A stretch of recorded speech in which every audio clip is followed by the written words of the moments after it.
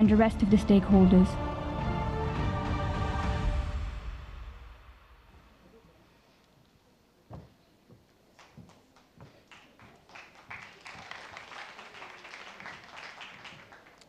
Hello and welcome to all of you. I'm glad to see so many familiar faces and enthused to see many new faces. I've had the pleasure of interacting with the emerging leaders, and I hope that many of them are here. Our final session is dedicated to Atlantic multilateralism and prospects for a pan-Atlantic community. I would first like to thank our hosts, the Policy Center for the New South, and all of their colleagues and allies, and especially thank them for providing us with the longest running, the most consistent annual forum to come together to speak about the Atlantic issues, and Atlantic cooperation. In many of our earlier iterations of the dialogue, and indeed in many of our earlier sessions, we have logically spoken about a number of issues which are actually truly global in nature. And we have discussed how these impacts emanating out of the international system have affected the Atlantic or different parts of the Atlantic, and we have attempted to have an Atlantic discussion to approach these challenges through an Atlantic lens. In the session that follows, we want to focus in on what is uniquely Atlantic about a series of challenges facing us. Uniquely Atlantic challenges which can only be approached with a pan-Atlantic cooperative engagement. Issues that don't exist in other ocean communities in the world. I would like to invite to the stage now our three panelists, all of whom are appropriate colleagues to engage in this discussion. I would like to invite first Licínia Simão, the General Coordinator of the Atlantic Center, connected to the Portuguese Defense Ministry. Welcome, Licínia. Where do you want me to sit? I'll have you right here. Thank you. Next up, Mr. Dan Hamilton, Professor and Senior Fellow at the School of Advanced International Studies of Johns Hopkins University in Washington, D.C. A very familiar face in discussions on the Atlantic and Atlantic cooperation. And finally, our distinguished colleague, the Ambassador and Permanent Representative to the United Nations from the Kingdom of Morocco, and one of our true veterans of the Moroccan Diplomatic Corps. Thank you all.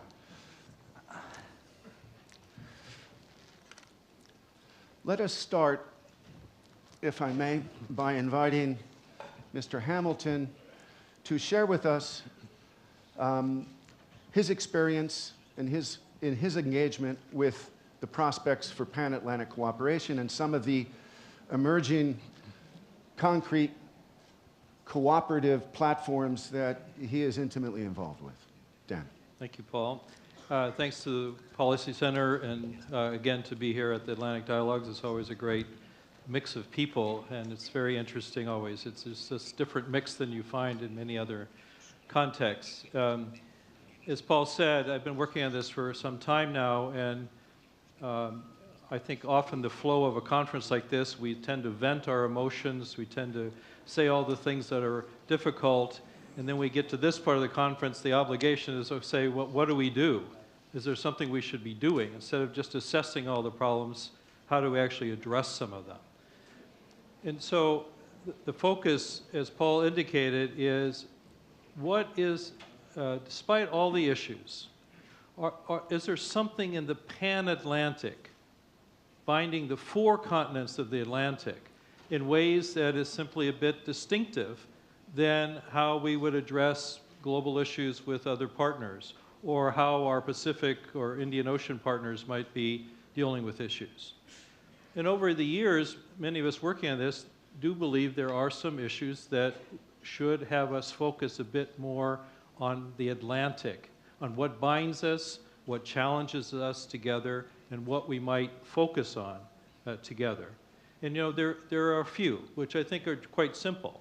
One, the Atlantic Ocean is becoming one of the central energy reservoirs of the world. A second is that it is the inland sea, if you want to call it that way, to the vast majority of the world's democracies. It is the busiest ocean in terms of all the transportation. It's busier than the Pacific or the Indian Oceans. Digital commerce and commercial interactions across the Atlantic rival those of the Pacific. And if you break it down in services, in investment, in digital commerce, Atlantic commercial connections exceed those of the Pacific. And we are confronted by some common challenges.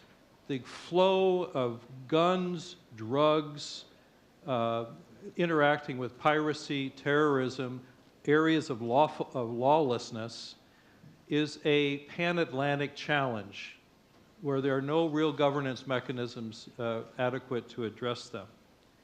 And finally, the Atlantic Ocean itself plays a unique role that's different than the world ocean. It plays a unique role within the world ocean. It is where the thermohaline system, the currents that drive the oceans, are changing and can have massive effects because of climate change on lots of other land masses. It is where carbon storage largely happens in the world. In the ocean, there are 4 convection points in the world for carbon storage. 3 of them are in the Atlantic. It is where the dead zones of the Atlantic, of the world ocean are, most of them.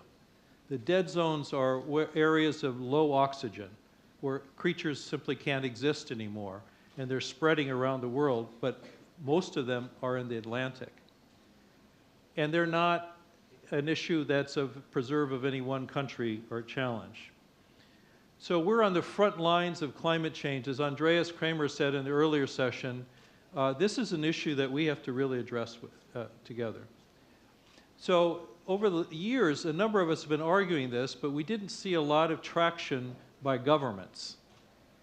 And I think what we're seeing now is something new, that the governments of the Atlantic Hemisphere, if you want to call it that, are actually saying there is something here, we have to start to work on this together. So Portugal, for instance, has been leading a lot of interesting initiatives in recent years in this issue. Lucinia will talk about it, but she leads the Atlantic Center of Portugal, which is a major new initiative that has many countries signed on to it, governments saying we need to work on some of these challenges together. Morocco has initiated also an initiative the ambassador will tell you about. And then on the margin of the UN General Assembly in September, 20 governments have signed on to a joint declaration on Atlantic cooperation that's really unprecedented, saying that they will work on these common challenges together. And what's interesting about that process is they didn't simply say, here's the declaration, here's what we're going to do, thank you, good night. They said, we're going to start a consultative process to win other countries to this coalition and to engage stakeholders, to hear what could be done. So we are standing before an invitation from governments now to engage in a productive, constructive discussion about this Atlantic agenda. So they are proceeding cautiously. They've identified 2 areas that deserve attention, they believe. One is on the Atlantic Ocean, on the environment, climate change, resources, those related baskets of issue. That would be basket 1. We addressed some of that here today. I said Andreas in one of the sessions really went into it. I share his views. There's something about that. I said why the Atlantic Ocean has this unique function. So that's a rich area that we could work on. The second area they identified is maritime governance, particularly related to security concerns. We heard just now many of the security concerns for the Sahel and so on. But if you take the pan-Atlantic view, my earlier characterization was you have drugs coming up from South America, Central America. You have guns flowing down from North America to the south. They cross the Atlantic over to Africa into areas relative lawlessness, and they spread out. So that Africa now has a drug problem, proportions of which it didn't have before. Much of that flows back up into Europe because that's where the demand is. And it interacts with both terrorism and piracy in ways that is threatening the entire basin. And it is a pan-Atlantic challenge. It is not the preserve of one particular region. And we're not going to address it unless we create a governance mechanism that addresses all of those interactions. And it's an Atlantic phenomenon. So those are the two. So, you know, my suggestion hearing that governments are actually interested is to say, we, the stakeholders, including officials, let us engage with them now, this year, on those two particular topics, inviting interest in recommendations, and see where it goes. Because if those two areas don't work in the eyes of the governments, they won't have interest in doing more. I think there are other areas we could do, which we could talk about. I won't go into that now. But I think we should start where the governments have said their interest is, where they have opened a door to understanding what could be done. And I believe we, as the community that thinks about these issues, should walk through that door with them and help define that agenda. I think it's very concrete now. I don't think we have to keep assessing the issues. We can address them if we can start to create a process that allows us to do that. Thank you. Thank you very much, Dan. And I appreciate the notion that perhaps it's the Atlantic Ocean itself that provides the intersection for concrete collaboration and movements forward. And it's very encouraging that after a decade plus of many of us via the Atlantic Dialogues and in a number of other initiatives in collaboration with each other, sometimes overlapping, oftentimes dialoguing with each other, sometimes not, that most of those initiatives I would describe as in the main transnational movements with the participation punctually of a state or two here and there, including the Kingdom of Morocco. But now it seems fortuitously that many of those efforts in which, in a sense, we've created an epistemic community around the notion of the all-Atlantic, the Atlantic Basin, the pan-Atlantic. Later we can discuss whether we need to have borders placed on such a notion, but we are talking about all four continents bordering on the Atlantic, all of the island nations in the Atlantic, and we should not forget, as often we do, some of us, the importance of the Caribbean in this Atlantic map. So let us pass to Licinia. Let's hear from you about the efforts out of the Atlantic Center and how Portugal at this stage sees its role in generating pan-Atlantic consciousness and cooperation. After all, Portugal is one of the quintessential Atlantic countries. Licinia. Thank you so much, Paul. Good afternoon, everyone. Thank you so much for having me for the first time in this 11th edition of the Atlantic Dialogues. It's a pleasure to be here and also a privilege to be able to hear from you, from your experience, and from the young emerging leaders that we have in the House. So I hope we can also hear from them. They'll have a chance to have the mic and give us feedback on these ideas that Dan presented and that we'll be discussing. The Atlantic Center is an initiative that the Portuguese government has sponsored since 2018.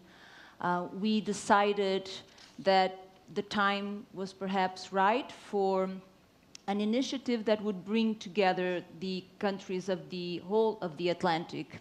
And so, building also on the capital that the Azores archipelago has as one of the centers of the Atlantic and one that we cherish very much and wish to value, we decided that we would like to sponsor the creation of an institution that could harbor these efforts of political dialogue, of producing knowledge that contributes to overcome the division lines that we know and acknowledge in the Atlantic, and that could then be connected also with capacity building. Throughout these 2 days of discussions, we've talked about governance, about the ability of states to mend for themselves and produce results for their communities. And there are many initiatives, bilateral, multilateral, sub-regional, that look to create capacity. And so what we decided in Portugal was to create capacity, focus on capacity building in security and defense. And I would argue that this is perhaps one of the hardest areas for cooperation across the Atlantic to take place. The division lines that separate the North and the South Atlantic are very much related with security and defense issues, but we also thought and considered that if there was a contribution that Portugal could bring to the table was being an honest broker to discuss the issues of security from a perspective that is problem-driven. So we need to address many of these issues that then refer to the interconnections of security that we also have been hearing throughout these 2 days, and follow the issue wherever it took us. Because many of these threats really don't care what is the political framework they are acting in or what is the political boundary that they are crossing. So we need to be smart about that and need to be engaged in producing results. And so since 2019, mostly we started a consultative process precisely to, and the question we raised was, what can this Atlantic Center do? What would be relevant? We were very much set on relevance. We did not want to produce something that would imitate other initiatives, that would compete with other initiatives. We wanted to fill the gaps. And so we started getting people around the table, and from 2019 onwards, we developed the ropes of an institution, a future institution. It is very much an initiative at this stage, and it's on purpose. So we want to keep this an open-ended process. We will go as fast as our partners want us to go. And we will go along this idea of a broad concept of security that has capacity building for armed forces and coast guards and police officers, and so it's security and defense related, but also needs to bring on board civil society and needs to deal with research centers, universities, to produce new knowledge that can anchor our political dialogue and the action that we're taking. So it's been quite a ride, I must say. It's been quite an exciting time to be doing this, also because many of these initiatives have shown that there is leadership being exercised across the Atlantic. And I think we've come to a point where Portugal can say that has brought together 21 countries by now, a few others we hope in the future. The US is also moving its influence and its energies towards getting people in the Atlantic together. Morocco is sponsoring similar initiatives with African partners. Brazil has a long-standing record of looking for dialogues in the South Atlantic. So I think we've come to a point where we need to have a serious conversation about complementarity and bringing our strengths together and avoiding duplication at all costs and competition of these initiatives. The problems are too serious for us to be thinking in those terms. So I think that is a little bit the contribution that the Atlantic Center is putting on the table. We're doing things every day. Anyone is welcome to join, and let's just keep the conversation going in terms of where we want this pan-Atlantic cooperation to go. Thank you, Lucinia. And I hope we have a chance to come back to these issues of complementarity, how we rationalize the many and fruitful but often disparate efforts that need to be maintained over time, and how we deal with the problem of ownership, maybe moving beyond the dialectic and the vocabulary of the North-South divide to a broader pan-Atlantic approach in which each nation recognizes their own specific interests around a core group of issues, to own their own pan-Atlantic presence and policy. Let's move to the ambassador, Ambassador Hilal. I should just preface before I pass the floor to you, Ambassador, that in my assessment, the moment when discussion shifted from the traditional transatlantic relationship within the North Atlantic frame, and we began to discuss, to get together, and even to seriously research specific pan-Atlantic challenges, was the moment when Morocco made explicit in its foreign policy a recovery of the Atlantic vector in the horizons of Morocco. And so I think that we should recognize that one of the key stimuluses and catalysts in this process has been Morocco. And I would like to ask you now how you assess the scenario now, Morocco's role and Morocco's vision in this process. And let me please invite you, as we discussed, if you would like to engage with us in French, please, I invite you to do so. Thank you very much. I prefer in French, indeed, because I'm more relaxed when I'm speaking in French. But je voudrais tout d'abord remercier l'audience. I first of all would like to thank the audience, because after a long day full of successive panels and very rich and deep discussions, you are all still here, tireless, and this truly warms our hearts. So to answer your question, please allow me to say that the Atlantic is a maritime space that is full of challenges, as this has very well been said by Madam, and full of contradictions. This is a maritime space which is one of the largest and most important, strategically speaking, with the straits, one of the biggest straits and most important straits strategically once again, but it's also a space that contains about 40% of the member states of the United Nations, about 50 states that represent more than 1 billion in population, about 43% of the global GDP. But at the same time, this is a space where there's lots of fragility and vulnerabilities. I mean, we heard earlier that this is a space that brings together democracy, but also brings together the wealthiest and the poorest states, and the developed states, the most stable states, and democratic states, just like there are also other states that have insecurity issues, post-crisis issues, and this is a space that is also in construction, I might add. And this is a space where the contradictions are quite obvious. We spoke about two initiatives, two American initiatives and Portuguese initiatives. But I would like to take a step back and recall that states, or rather the interest of states for the construction of the Atlantic community, does not date back to a year or two ago or a few years ago. It dates back to at least 15 years ago. In fact, the first active interest for the Atlantic was between Morocco and the United States more than 2 centuries ago, when there was, during the signature of the American and Moroccan Treaty for the protection of the American fleet on the African coast. This just goes to say that Morocco's interest does not date back to yesterday. Morocco's interest is historic, it is strategic, it is human, it is economic, and in fact, everyone knows that the first initiative was made by Morocco in 2009, when the first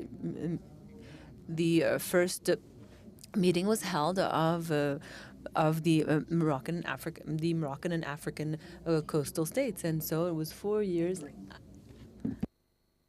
the neighboring states. And so, in fact, this is an initiative that had a more political and economic content, and as you very well said, it included this dimension of states' ownership. And it was in 2013 that there was this recovery of this initiative by giving it some confidence and by investing and interesting African states as well, because the majority of countries are based in Africa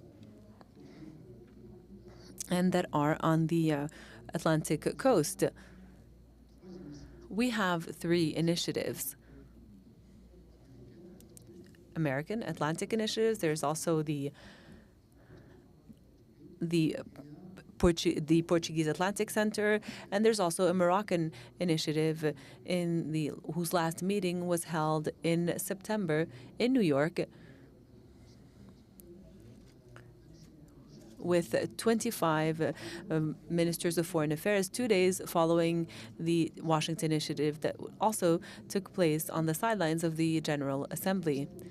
And there's a sort of telescoping of initiatives. There's a fragmentation of efforts made, and this is, once again, one of the contradictions. There are so many interests. It's just like a beautiful bride who has, or a beautiful young lady with many suitors. So now it's important for us to find the zones of convergence in order for the Atlantic not to be a space of confrontation, but a space of competition between the neighboring countries, because the Atlantic is a space of space for development, for synergy. And Dan earlier mentioned that it is one of the gas and one of the largest oil and gas reserves in the world, but it is also one of the largest reserves in rare minerals. It is one of the spaces that could risk becoming a space for confrontation, especially after the war in Ukraine and the rising tensions in the North Atlantic. This is why it is so important to build bridges, not only between the North and the South, but also between the East and the West.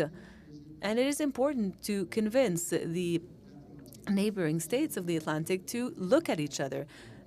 Not to look at each other, but to look beyond this ocean and see what are the areas of interest and where they can cooperate together on terms of energy, sustainable development, water resources, fishing resources, security, naturally, climate change, controlling migration, which is also a serious problem, because there are 2 avenues between the Africans head to the north, and between both Americas, South Americans also head north. So how can we sort of reconcile all of these expectations? And because Africans and Latin Americans have many expectations in terms of co-development.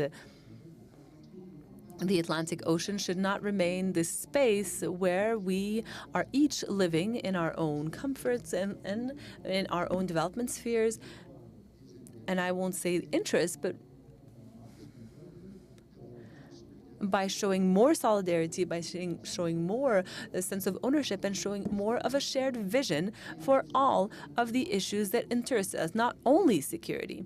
Because security is, this is obviously an issue. I agree with you, but for the countries in Africa who are faced with terrorism, etc. This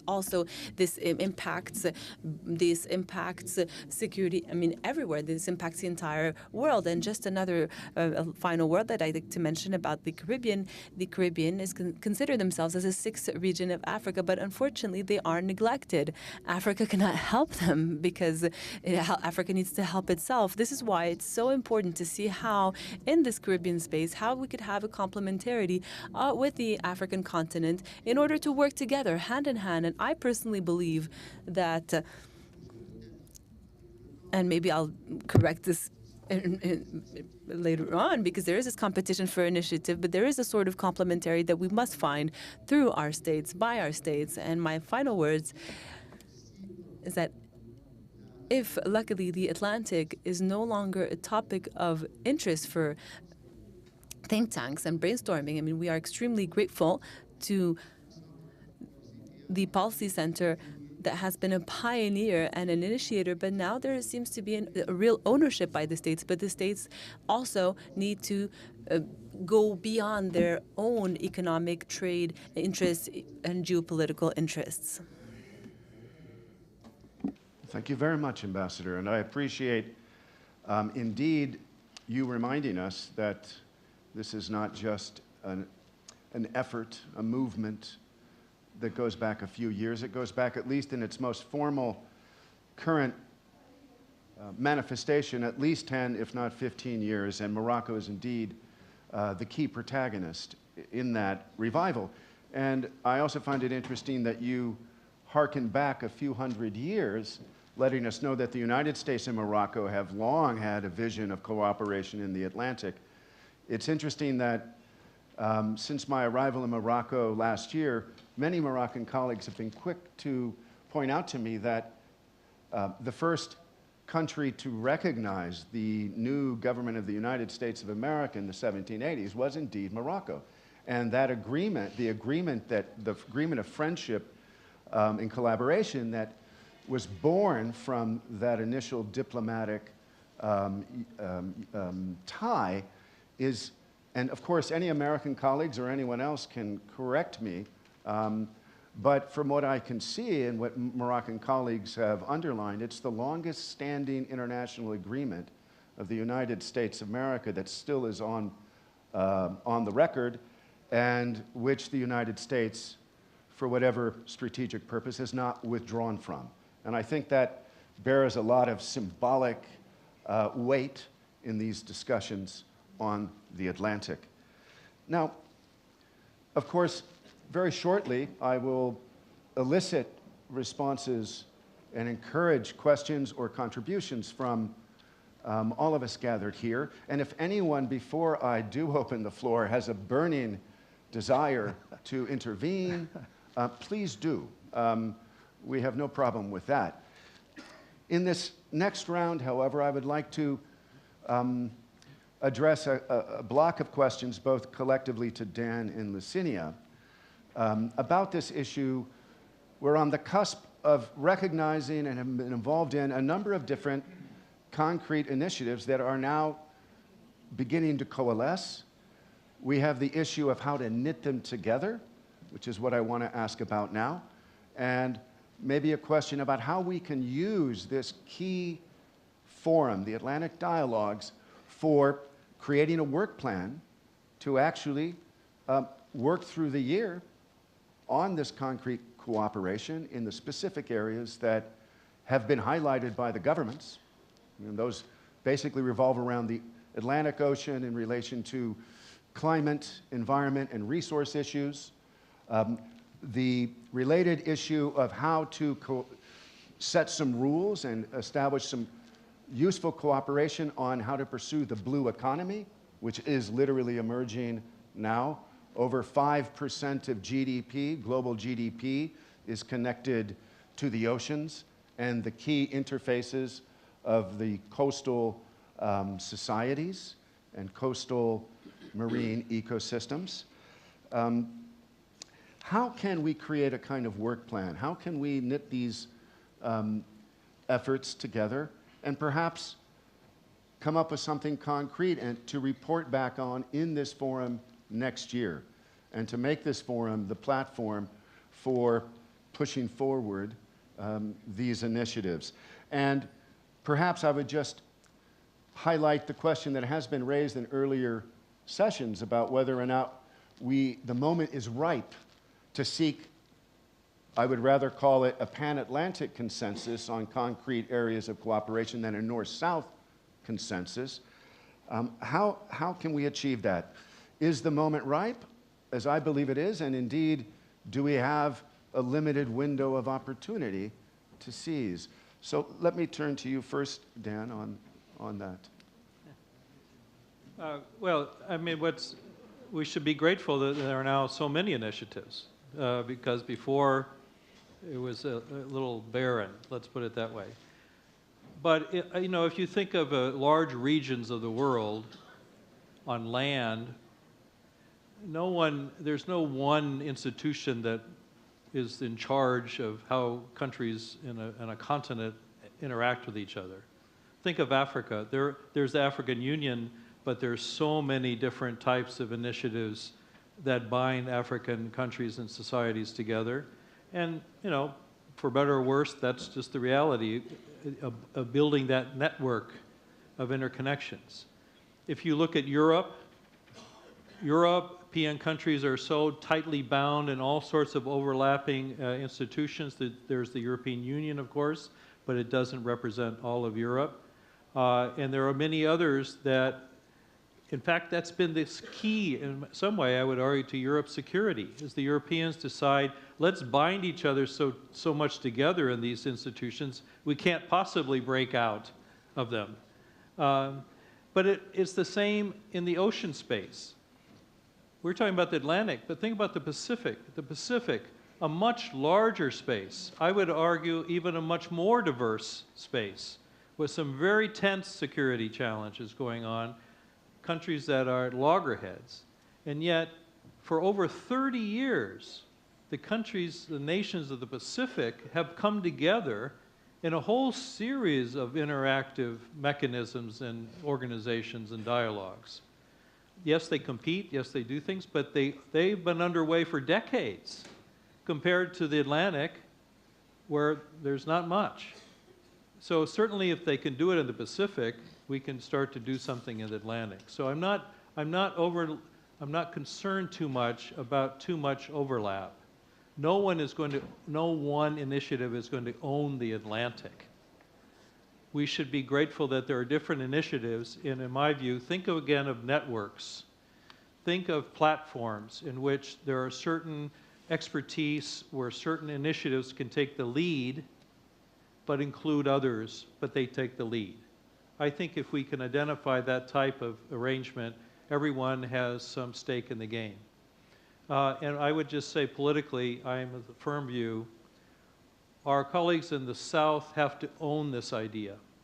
This has to be driven more, I would say, from the South than the North. This can't be seen as yet another Northern idea brought to the Southern colleagues.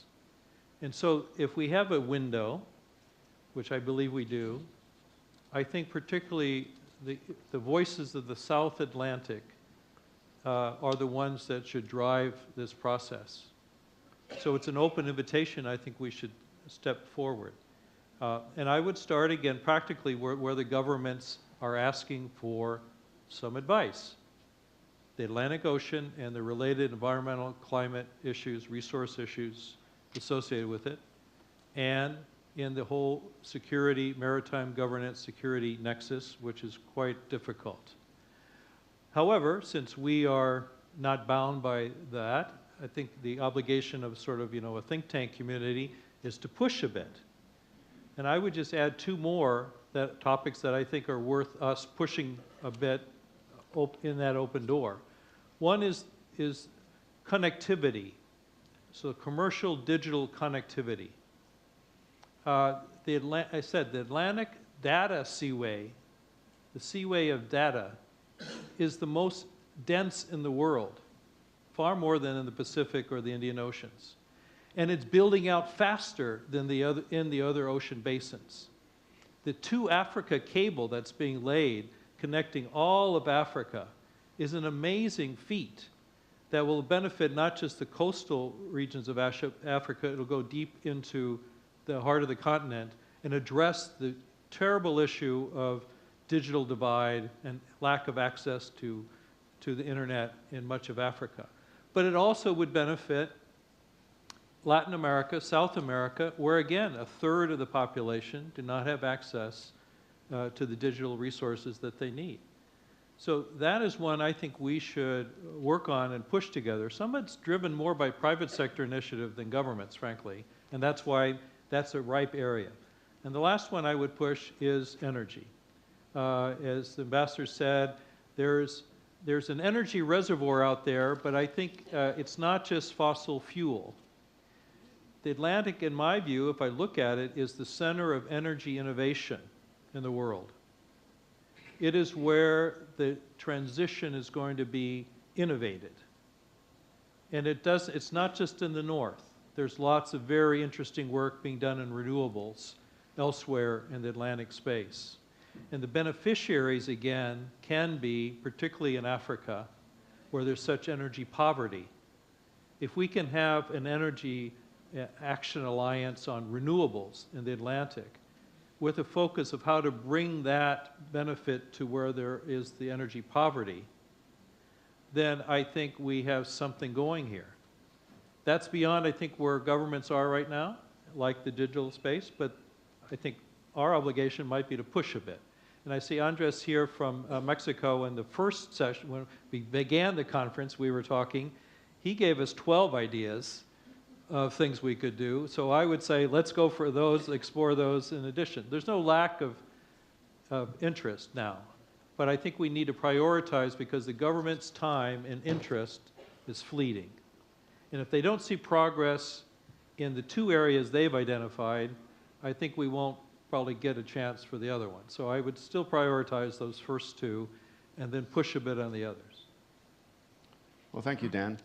And I would underline your emphasis on not just Southern Atlantic participation, but a sense of ownership, a sense in the Southern Atlantic of a kind of pan-Atlantic consciousness or identity or aspiration. Just two things in this regard. I would like to take the opportunity to invite you all to read a very interesting piece, the very first piece that leads off the current edition, the 9th edition of the Atlantic Currents, the flagship publication of this gathering, by Ian Lesser, one of the original and key intellectual architects of a new Atlantic vision, who over 10 years ago wrote an initial piece on Southern Atlanticism. And the piece that we have in front of us in our current edition of the Atlantic Currents is a piece on Southern Atlanticism revisited, because the dynamics in the Southern Atlantic, the identity of the Southern Atlantic with this horizon of a pan-Atlantic cooperative space is key. Without the dynamism coming from the South, much of this discussion is stillborn, if not irrelevant.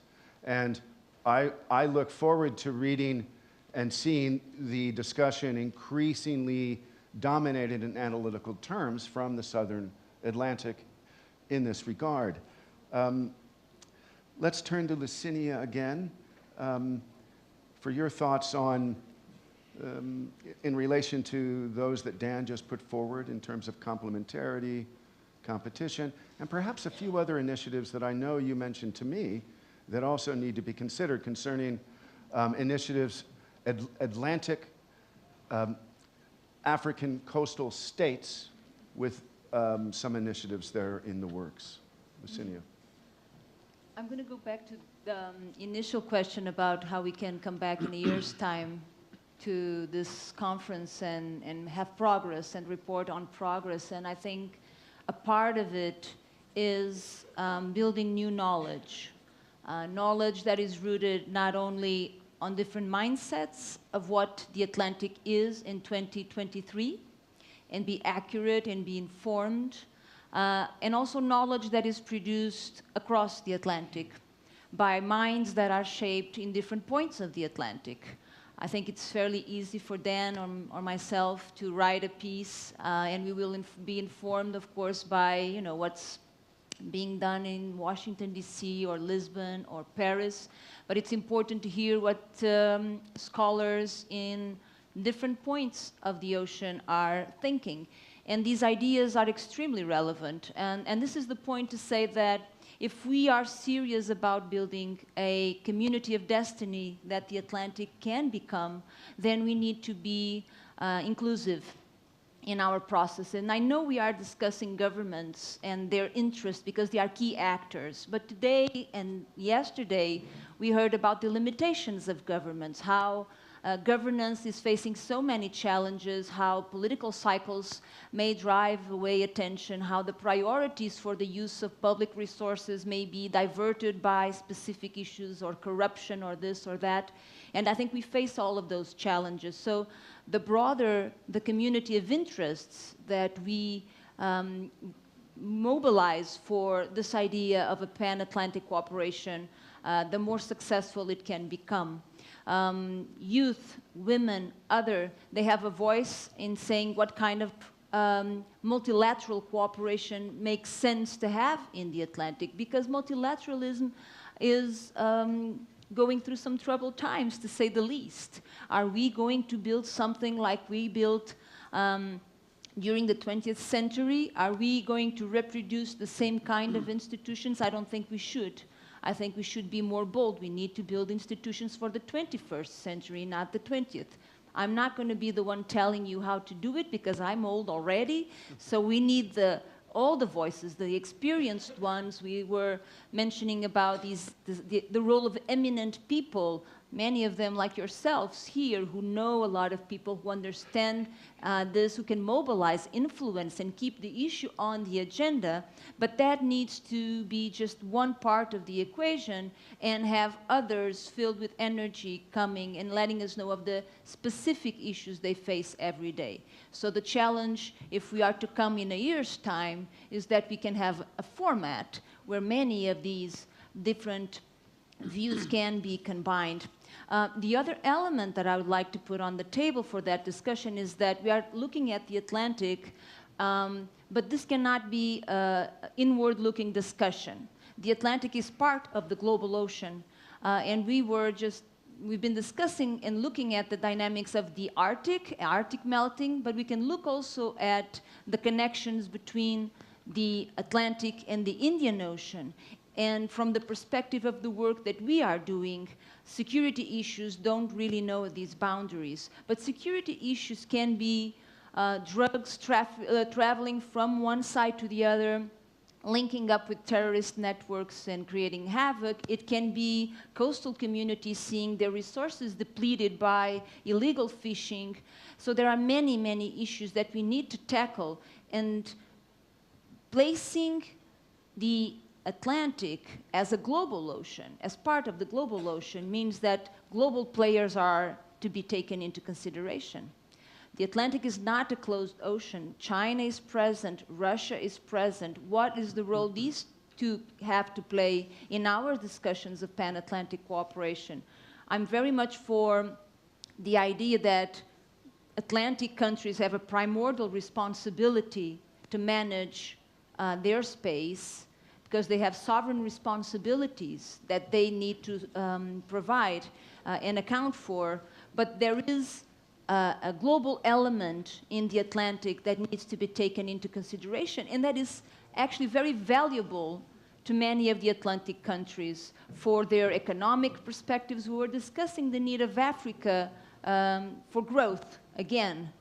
And China has been a fundamental part of African growth. If you look at South America, that is also the case. We were discussing security and how Russian strategies in Africa are creating a lot of instability. So how can we discuss any of these issues without thinking the role that these global players have to play? And I think that needs to be brought into the equation as well.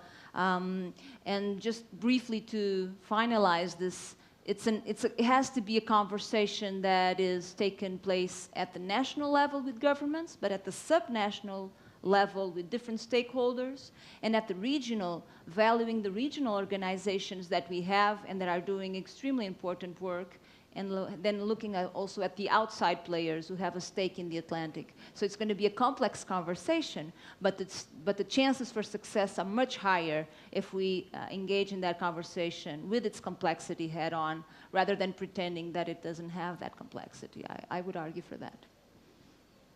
Ambassador, your reflections at this stage of the conversation. Thank you very much.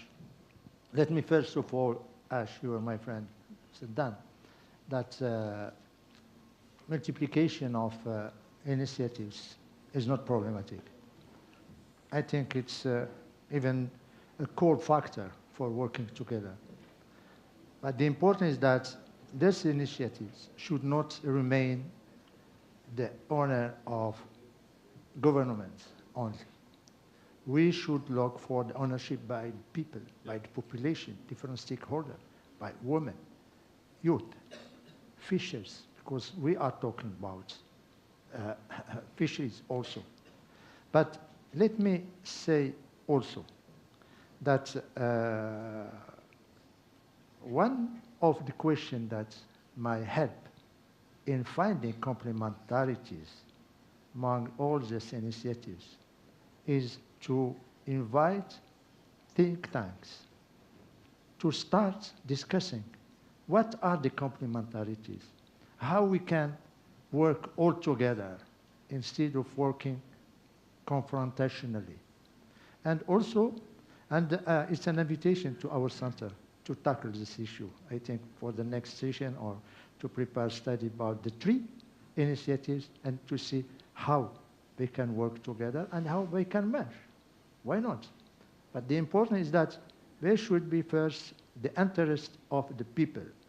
The human being should be in the heart of these 3 initiatives. I'm not saying that we are not having that, but we need to see more. We need to go beyond political initiatives. We need to go beyond conjunctural one. We need to go beyond security. And here, other things that, or question that may be arise is, for example, the question of security. Question of security is in the heart of the priorities of, I'm talking as African about African coastal states. They need to be helped and they need cooperation. No problem. I thought I had turned it off. They need cooperation. And I give you just one example that explains some frustrations.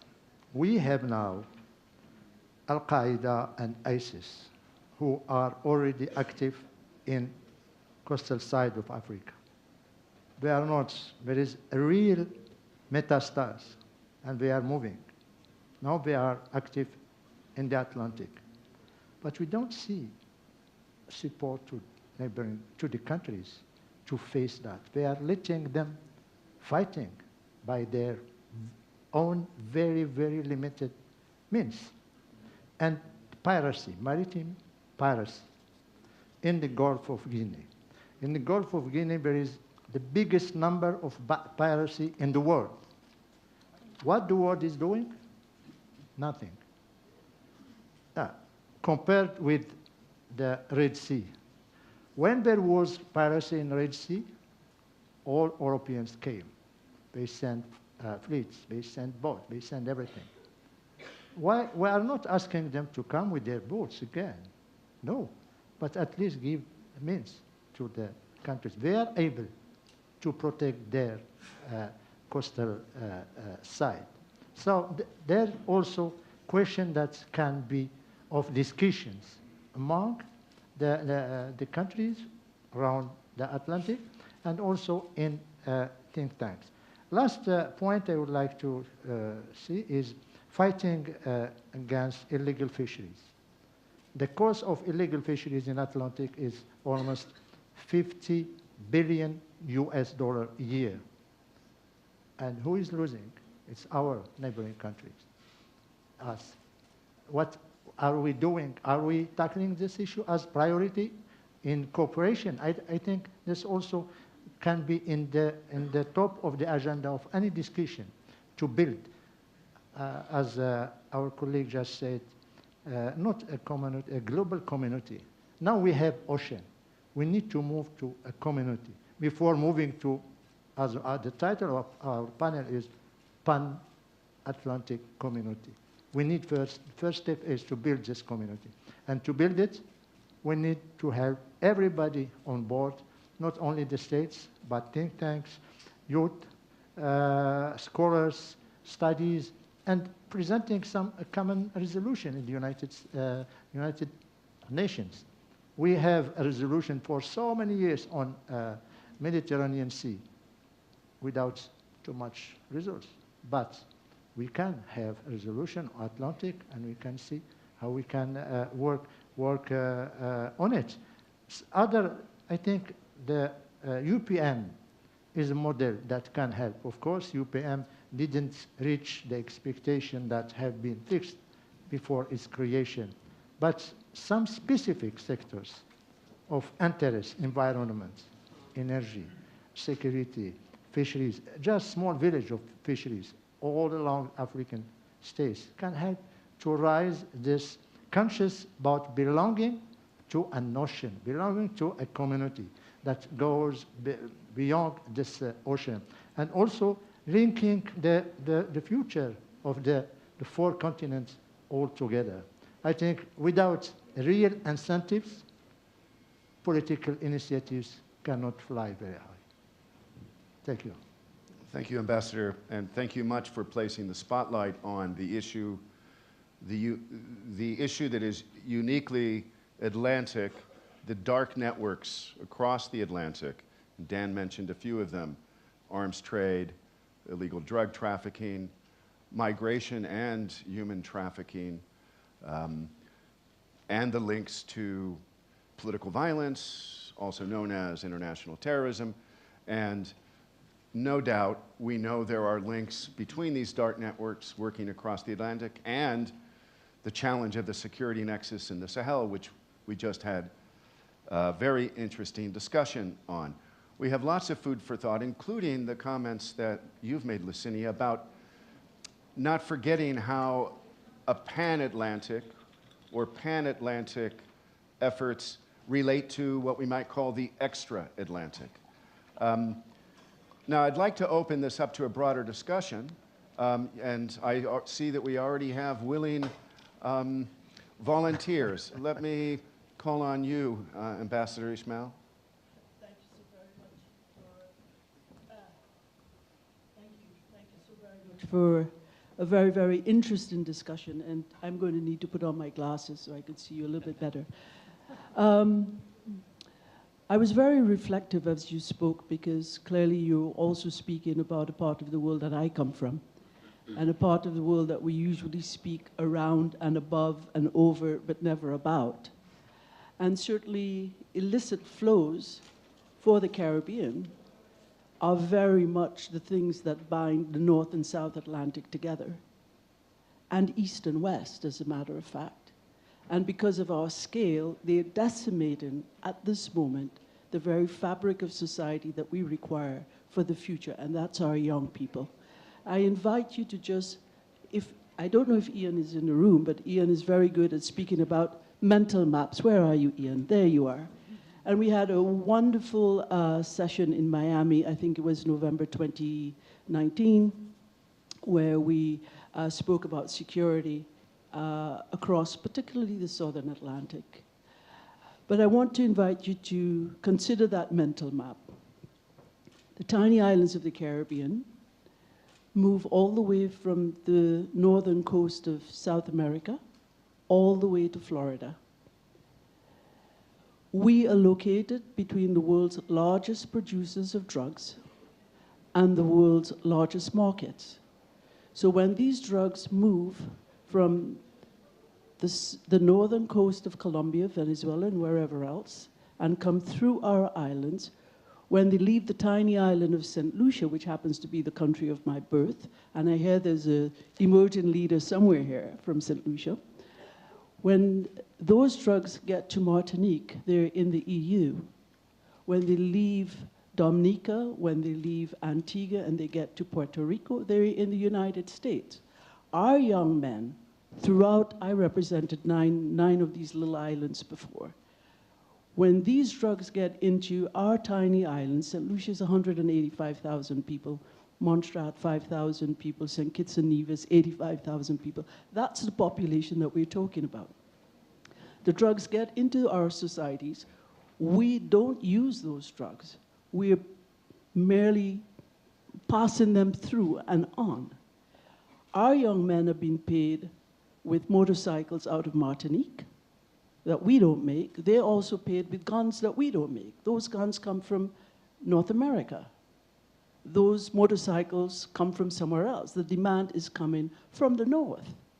At the same time that the UK has moved and pulled away all of its security apparatus, the US is not particularly paying very much attention to it. We're handling a problem that has started with the northern countries.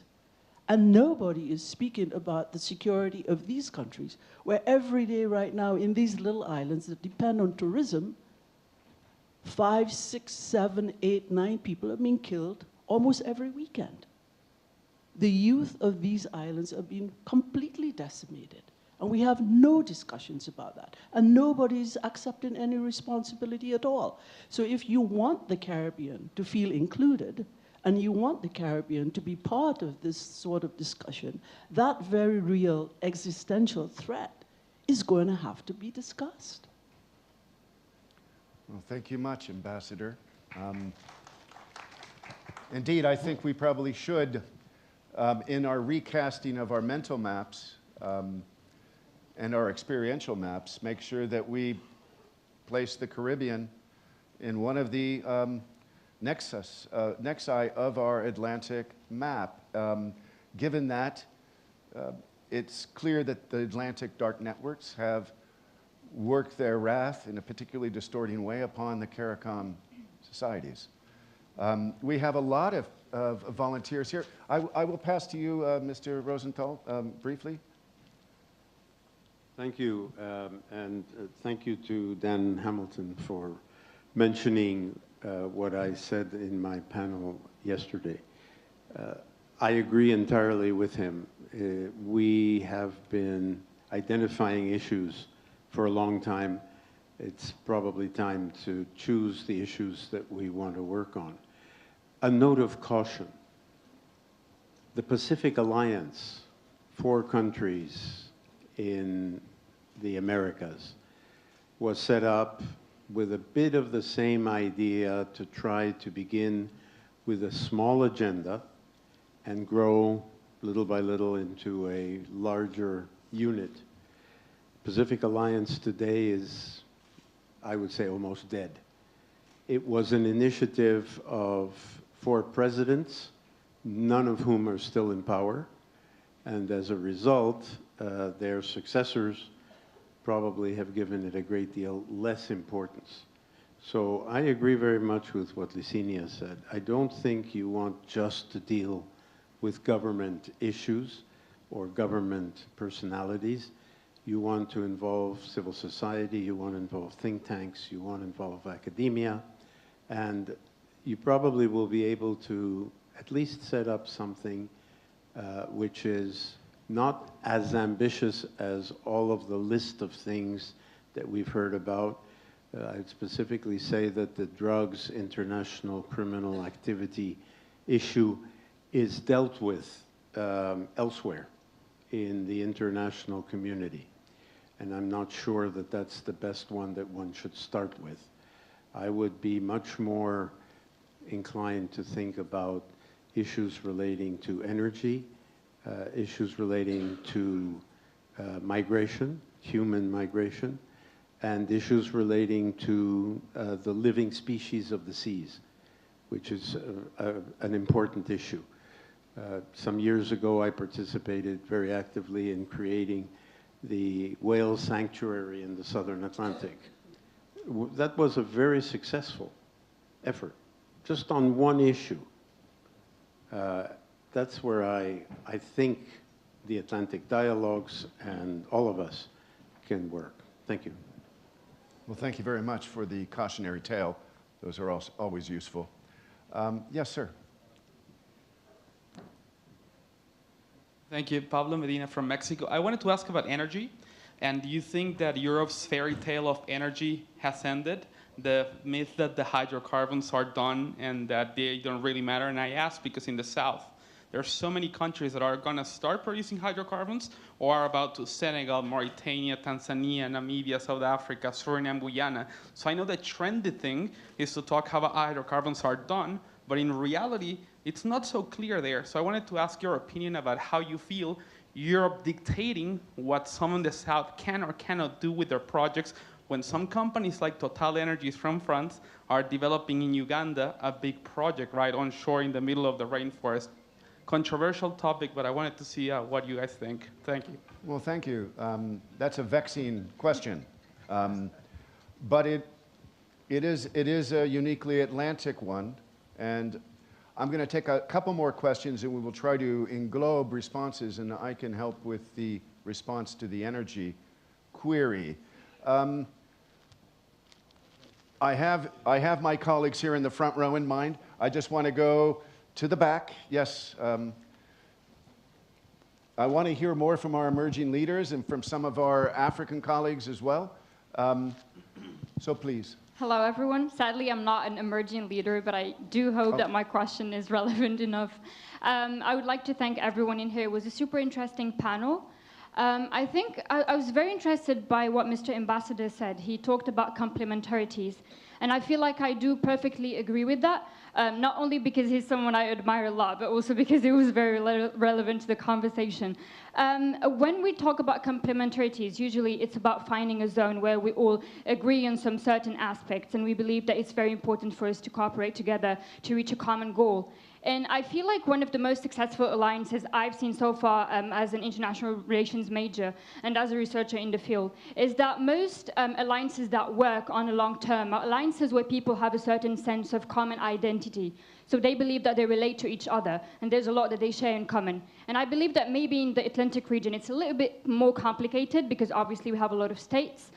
Some may relate to each other, but it's not the case for everybody. But we do share a lot in common in terms of challenges, and we've spoken about this during this panel. So I was thinking, what, in your opinion, could be the most efficient way to cooperate? Because I do believe that to have a very integrated model of cooperation, it kind of, it's a very long process. It takes a lot of time. Maybe you could build on economic interests, because we do live in a very capitalism-driven world, and sometimes it's very efficient to start by that.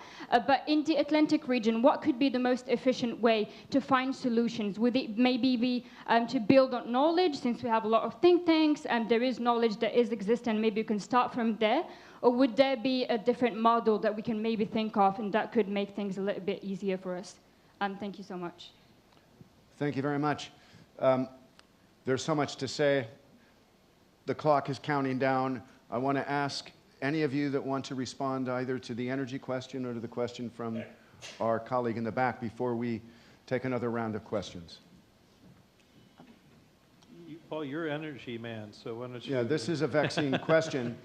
If we were to exist in a world without climate change, in which we just had the tension between a best version of a cooperative liberal international order and global governance competing with the geopolitics that always comes into conflict with it, and much of our geopolitics traditionally revolving around fossil fuels, I would say that the increasing dominance of the Atlantic Basin in fossil energy, which is usually not on people's mental maps, which remain focused on, indeed, very important parts of the fossil world in the Middle East, North Africa, Russia, of course, will always be in that fossil world as long as it lasts.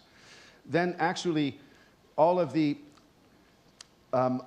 deep offshore development in the southern Atlantic and the shale revolutions in the North Atlantic of North America would place the Atlantic Basin in a position to be not just self-sufficient in energy as it is now as an aggregate, but to be providing the fossil fuels at the margin for export to a growing Asia. Now, unfortunately, we don't have that luxury. We have to find a way to cooperate on two levels at the same time, in which we look for a way to cooperatively phase out fossil fuels. Now, I could speak all night about what we should have done and what we still might do with respect to a grand global pact on fossil fuels and transition to energy, because we have some big barriers in our way, interests in the form of states that can't really afford unless there's cooperation globally to make that shift. And of course, the conflict in Iraq and in the Ukraine has, in a sense, exacerbated dependence on fossil energy. So much energy now and attention being placed into how to reroute our dependence on fossil fuels. How do we resegment the globe? So it's not a question that we can broach and answer in this session. But that's what I would say. He wants to. Yes, sir.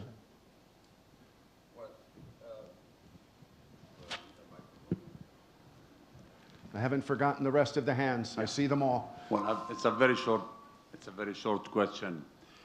Would this kind of complementarity remind me with the Barcelona process of the Union for the Mediterranean? And 1995 Barcelona conference, the 2005 summit, and then the 2008 establishment of the Union of the Mediterranean. Is that part of your coordination and complementarity scheme? And how are we going to define the factors? There are list of aspects for cooperation in the Mediterranean. How are you going to combine this with the process? Thank you. Okay, we'll take a couple more. Please try to remember this question. Our African colleague.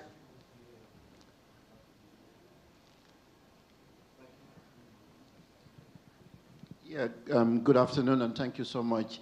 My name is Mohamed Oka. I'm the Gambian ambassador at Geneva and permanent rep to the United Nations.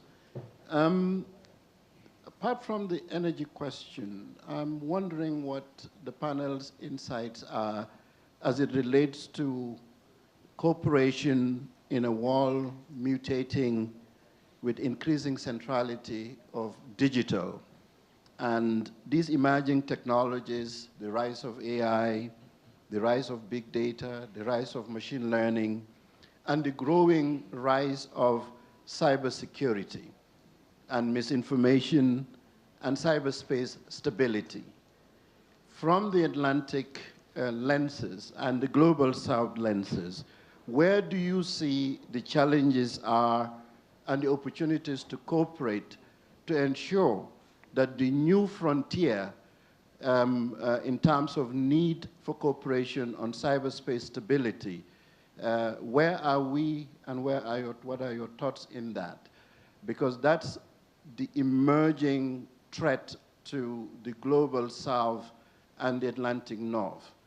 The Atlantic North or other parts of the world can be very secure in cyberspace, but their security is as vulnerable as those of us in the global South who do not have the digital infrastructure and the capacity to protect our cyberspace and have a risk to be a launching pad to make the rest of the Atlantic unsecure.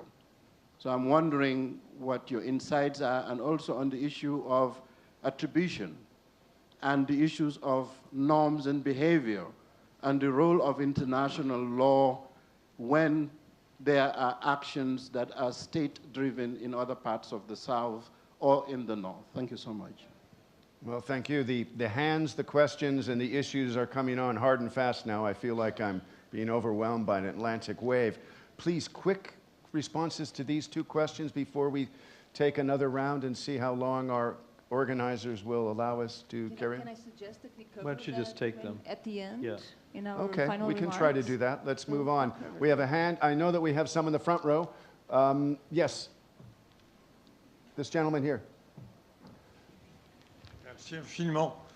Monsieur l'ambassadeur, dans votre Mr. Ambassador, in your introduction, you've referred to the fragmentation. Mr. Ambassador, you've talked about the fragmentation of solidarities around the Pacific. I'm asking to all of you, but mostly you, gentlemen, a question about solidarities. I put it plural. Are they maritime or continental?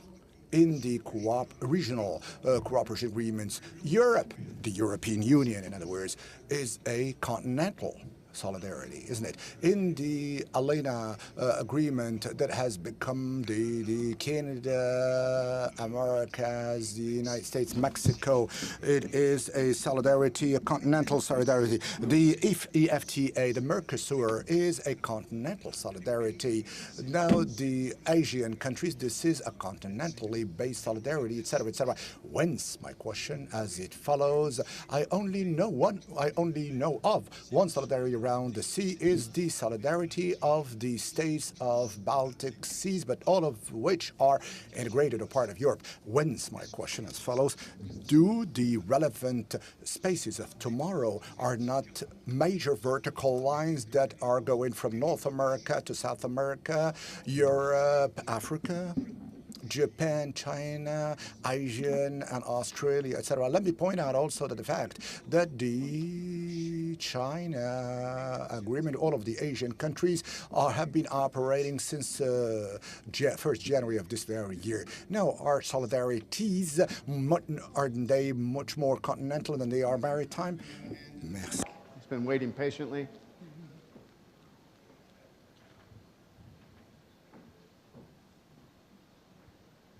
Thank you very much. I'm Cecilia Vidotto-Labastide from the Institut Montaigne think tank.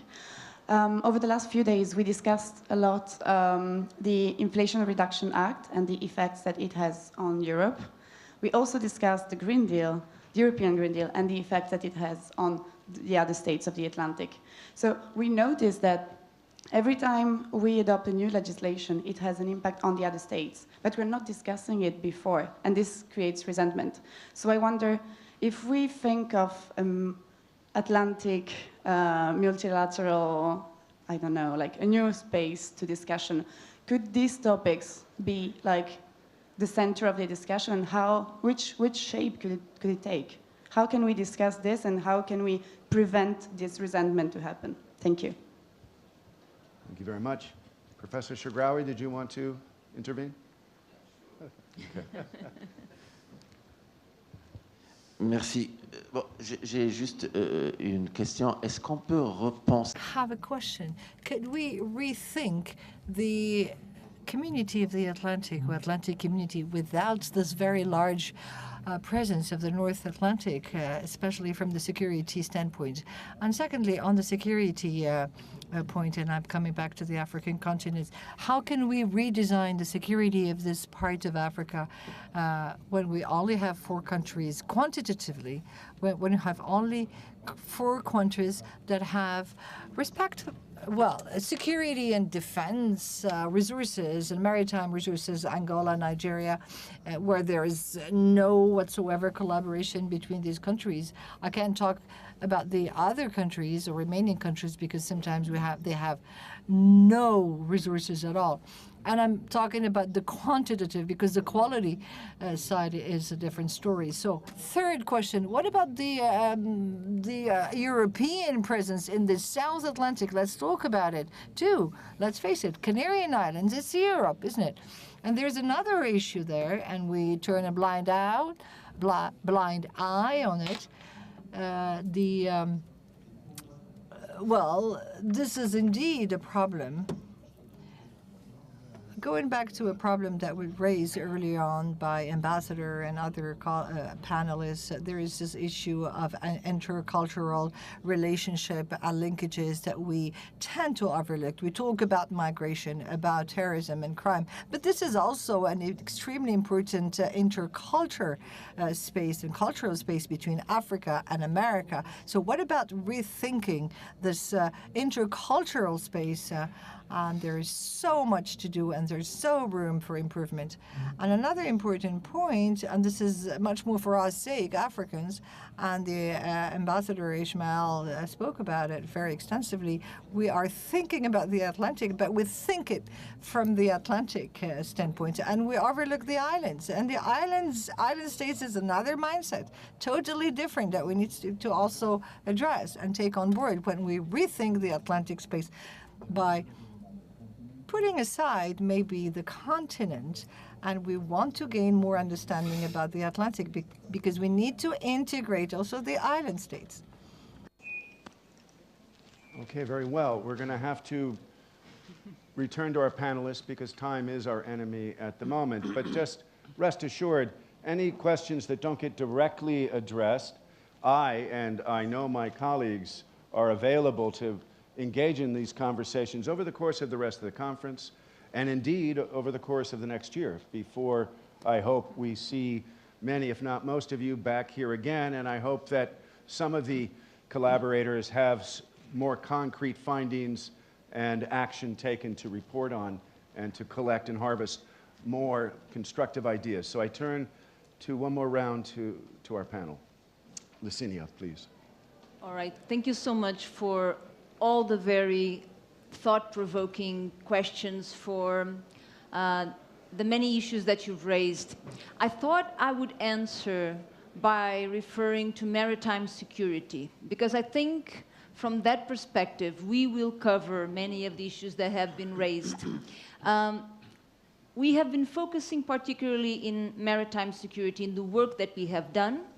We have focused in the communities of practices, so the people who produce and deal with that produce maritime security and deal with insecurity coming from the sea in some way. And that is already a very wide community of people. We can discuss issues from submarine warfare that particularly strikes the north, but we can talk about illegal fisheries, like we've mentioned, or the digital connection and the cyber dimension that the ambassador referred to, port security, the cyberspace, the digital angle that maritime security brings. Maritime security takes us to these nexus that you also referred to, weapons, drugs, the devastation that they bring, the lack of capacity in one state being a magnet for these illegal activities to go there when you build capacity next door. So building capacity needs to be something that you do in an integrated way. We need to have visibility over these projects of capacity building that are ongoing. Bilaterally, many European states are present in the Atlantic and building capacity every day. The European Union is present with this new initiative called the Coordinated Maritime Presences. The US Coast Guard is present in many, many places in the South Atlantic. The Canadians, many others. So there is a lot that is happening, but we need an overview that tells us where the gaps are emerging. Let me speak of the reality that I've become more familiar with, the Portuguese-speaking countries in Africa. They have become the weakest link in many of these efforts for maritime security. We cannot allow that to happen, because if they are the weakest link and don't have capacities, Guinea-Bissau or São Tomé will become troublemakers for everyone.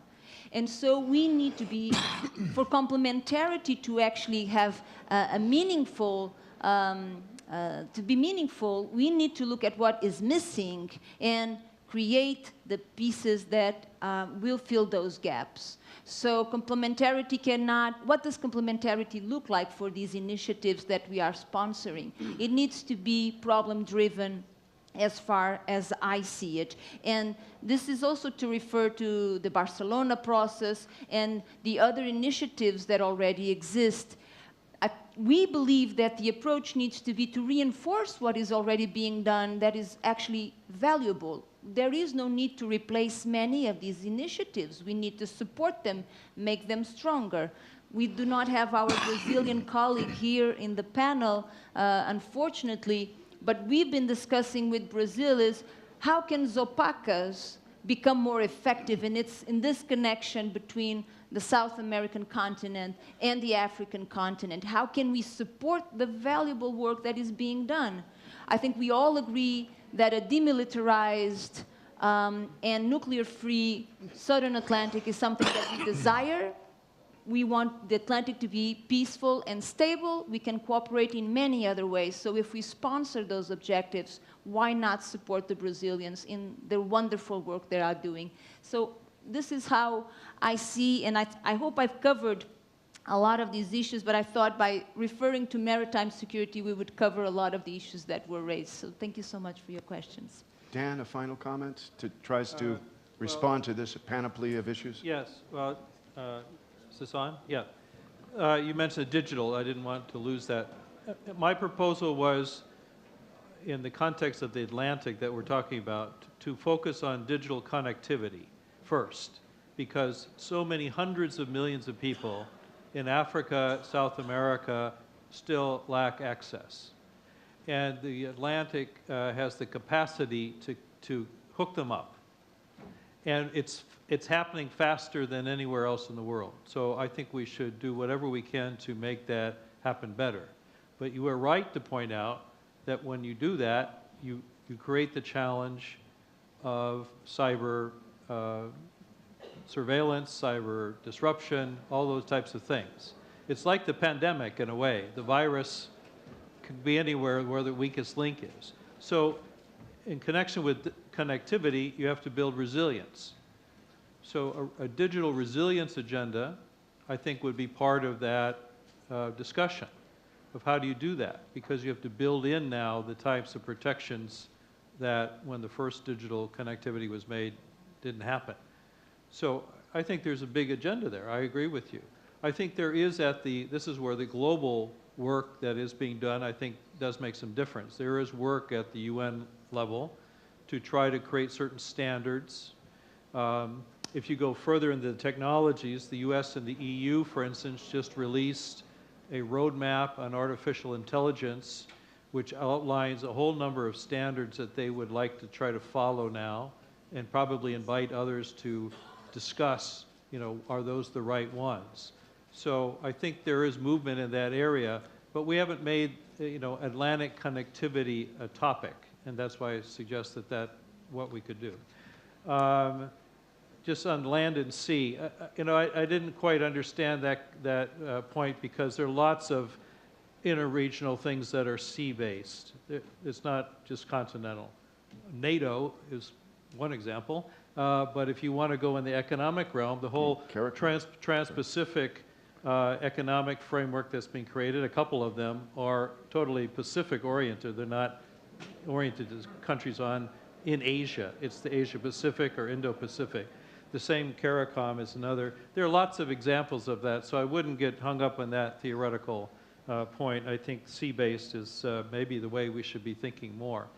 I would just end with one point just to clarify and to bring home my proposal, my suggestion, which is, as the ambassador said, this should be a stakeholder-driven type of process.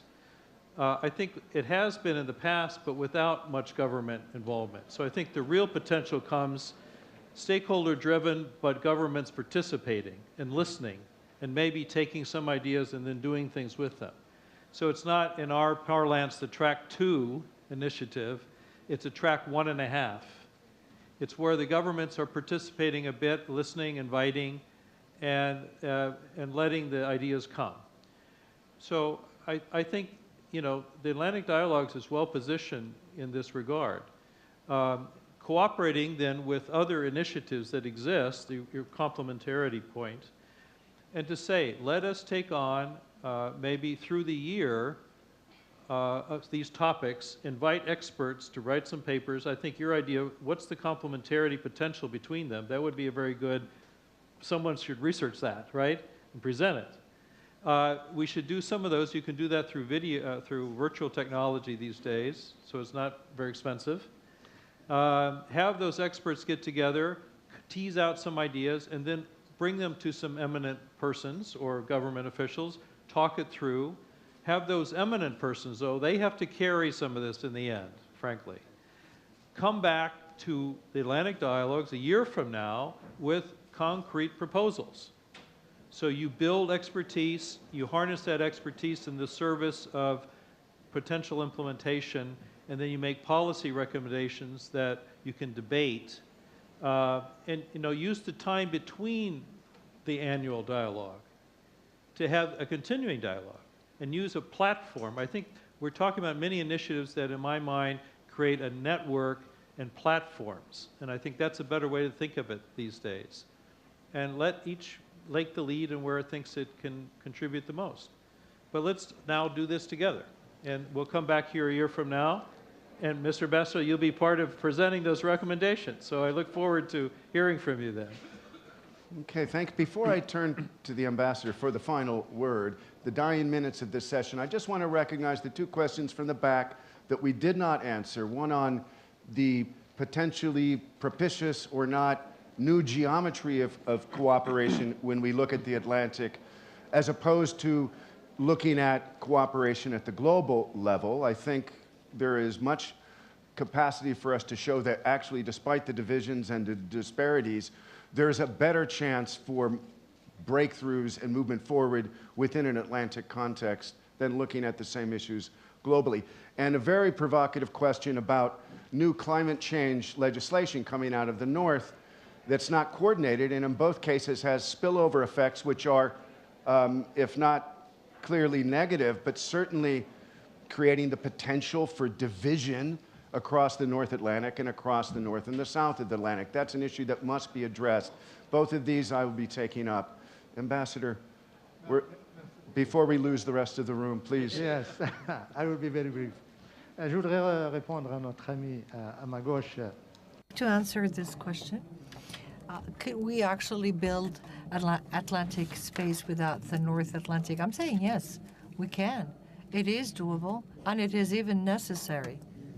The North is currently extremely concerned, and rightly so, by the war in Ukraine, which is why it's important to consider constructing, and when I say it's the African Atlantic community, because it's important to start with something modest. The foundations are there, and I think we can manage, but there is a but. We need to succeed in interesting the Latin American countries that are also on the Atlantic coast, simply because they are turned inwards of their continent and towards the north. And so far, we have not succeeded. We say we, all of those that have attempted in attracting them, and there is also some level of reluctance, because there are some Latin American powers would like to have their own initiative, which is perfectly legitimate. Secondly, concerning solidarity, well, it is naturally continental. And this is why Morocco has taken charge of this initiative for African states of the Atlantic, and we are trying to inject a content and proposals, but basing ourselves on the necessities and needs of these countries. We are not making decisions.